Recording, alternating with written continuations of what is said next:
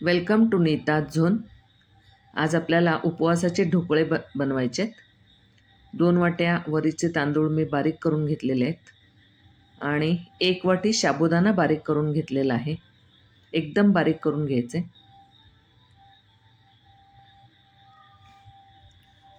तुम्ही पाहू शकता हे दोन्ही पीठं मी एकत्र करून घेतलेले आहेत. आता ढोकळे बनवायला घेण्यासाठी हे पीठ आपल्याला अगदी खूप दिवस टिकू शकतं. यातलं मी आता 2 वाटी पीठ घेणार आहे. चवीसाठी मिरच्या आपल्याला लागणार आहेत.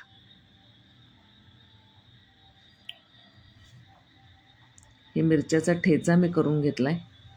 आमच्याकडे बऱ्यापैकी तिखट लागतं म्हणून ठेचा अगदी जवळजवळ 4 मिरच्याचा ठेचा मी घातलेला आहे. मीठ घातलेलं आहे चवीप्रमाणे. त्यानंतर ढोकळा म्हटलं की साखर सोडे 2 ते 3 चमचे साखर घालायचे आणि 1 वाटी दही आणि बरोबर पुन्हा 1 वाटी पाणी त्याच्यामध्ये आपल्याला घालावं लागणार आहे. कारण साबुदाणा आणि ही वरी जवळजवळ अर्धा ते पाऊण तास आपल्याला भिजवायचं आहे. 1 वाटी पाणी लागणारच आहे, पण मी हळूहळू घालते. त्याची कन्सिस्टन्सी अजूनही थोडी पातळ हवी आहे, त्यामुळं थोडं पाणी घालत आपल्याला बघावं लागणार आहे. आता हे झाकून ठेवूयात पाऊण तासासाठी. पाऊण तासानंतर तुम्ही पाहू शकता छानसं मिश्रण झालेलं आहे. आता एका वाटीमध्ये मी थोडी साखर घेतली आहे. अर्धा लिंबू पिळलेला आहे. बिया काढून टाकायच्या त्यातल्या.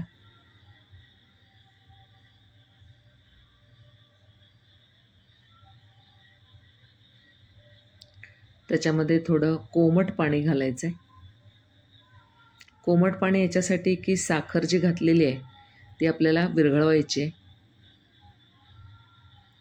साखर विरघळल्यानंतर आपल्याला आता ही जी प्रोसिजर आहे ती फास्ट करायची आहे. कढई घेतलेली आहे, त्याच्यामध्ये पाणी घातलेलं आहे 2 भांडी. ही एक रिंग आहे ती ठेवली आहे आपण. त्याच्यामध्ये थोडं हलकं जर्मन थोडं असं हलकं असतं ना, म्हणून मी ते वापरते आहे. स्टीलचं सुद्धा तुम्ही वापरू शकता. त्याच्यामध्ये थोडं तेल ग्रीस करून लावायचं आहे आणि ही जी प्रोसिजर आहे ती खूप फास्ट करायची आपल्याला. आता ह्याच्यामध्ये 2 वाटी आपण म्हणजे पीठ घेतलेलं होतं म्हणून 1 पूर्ण सॅचेट मी इनोचं वापरणार आहे. हा इनो घातला आहे. फास्ट मिक्स करायचा आहे आणि ह्याच्यामध्ये टाकून ते सुद्धा क्लॉकवाईज एकाच दिशेनं फास्ट फिरवत साधारण 1 मिनिट आपण फिरवलेला आहे आणि पटकन त्या टोपणामध्ये ओतलेला आहे. परात झाकलेली आहे.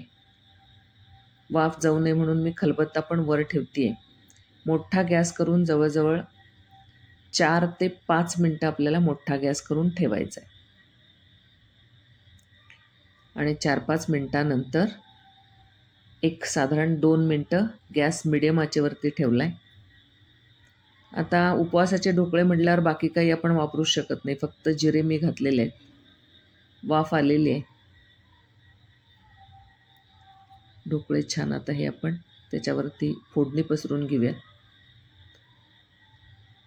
मी बारीक चिरलेली मिरचीसुद्धा त्यात फोडणीत घातलेली आहे. जरा तिखट जास्त आवडतं म्हणून. हे छानसं आपण आता घेऊया पसरून. ढोकळेच्या अशा चौकोनी वड्या पाडून घ्यायच्यात. मी थोडा लेयर पातळ घातला होता कारण आमच्याकडं थोडं जाड लेयर हा नाही आवडत.